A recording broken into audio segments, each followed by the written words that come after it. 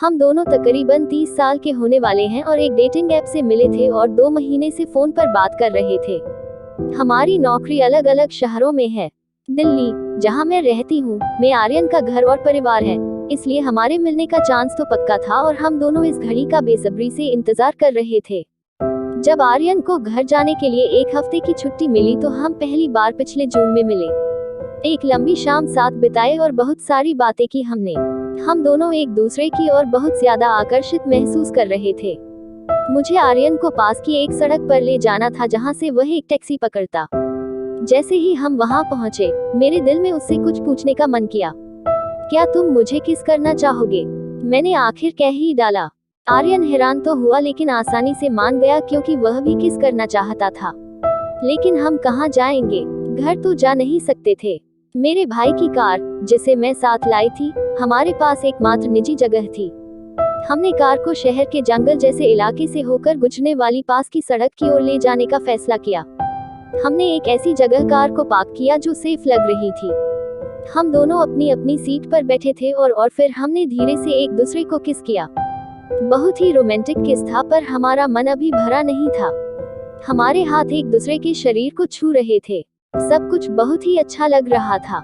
मैं 1 सेकंड के लिए पीछे हुई ताकि मैं ठीक से उसके करीब आ सकूं, लेकिन तभी मेरी नजर कार के रियरव्यू शीशे में पई। मैंने एक नीले सायरन वाली पुलिस की गाड़ी देखी।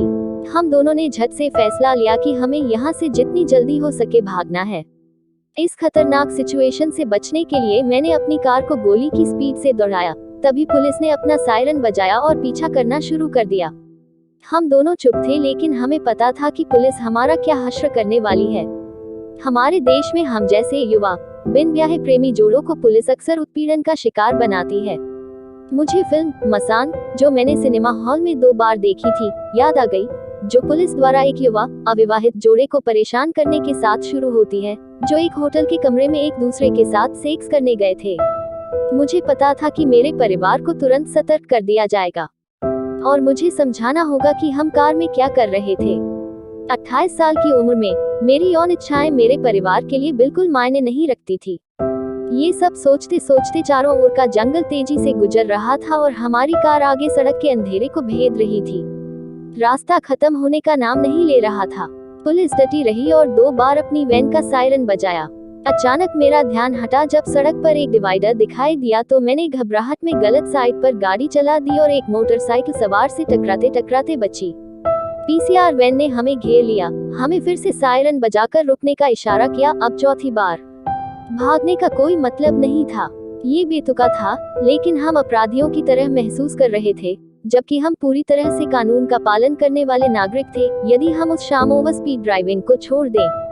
पुलिस ने हमारी कार के करीब 15 फीट पीछे अपनी वैन लगा दी। हमने कार के शीशे नीचे करके बैठने का फैसला किया। एक पुलिसकर्मी बाहर निकला और आर्यन के पीछे की खिड़की पर दस्तक दी और वापस अपनी वैन के पास अपनी जगह पर चला गया। हमने एक दूसरे को डटे रहने और बाहर न निकलने की ताकत दी। हमें डर था कि अगर हम बाहर निकले तो कहीं ऐसा न हो कि हम और भी बदतर स्थिति में फंस जाएं। मैंने खुली खिड़की से अपना हाथ बाहर निकाला और धड़कते दिल से इशारा किया, क्या बात है।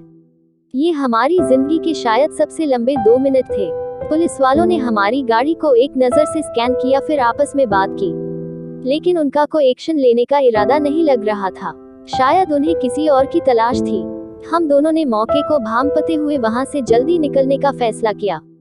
मैंने कार का इंजन चालू किया और कार को थोड़ा आगे बढ़ाया। पुलिसकर्मी अपनी पोजीशन पर डटे रहे। मैंने स्पीड थोड़ी और बढ़ा दी। लगभग 100 मीटर के बाद मैंने तेज स्पीड पकड़ी और 5 मिनट तक चुपचाप कार चलाती रही। आर्यन ने इस जंगल से बाहर निकलने का रास्ता तलाशने की कोशिश की, लेकिन मोबाइल डेटा सिग्नल खो गया। हम उसी सड़क पर चलते रहे और 5 मिनट के बाद जंगल की सड़क और पुलिस पीछे छूट गई। हम उस समय तो खतरे से बाहर थे, भले ही कार नंबर के माध्यम से बाद में हमें ट्रैक किया जा सकता था। हमारी सांस में सांस आई और हम कुछ और आगे चले। जब कुछ देर के बाद मैंने कार बंद की तो मैं पूरी तरह से कांप रही थी। मैं ये सोच सोच के डर रही थी कि आज क्या हो सकता था। आर्यन ने मेरा हाथ अपने हाथ में लिया और मुझे अच्छा महसूस करने के लिए मेरे हाथ को सहलाया। अब ठीक है सब, उसने कहा।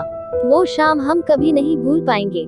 इस घटना के बाद हम एक दूसरे से और जुड़ गए और इस याद को हमेशा के लिए अपने दिलो दिमाग में बसा लिया। तस्वीर में मॉडल का इस्तेमाल किया गया है। नाम बदल दिए गए हैं।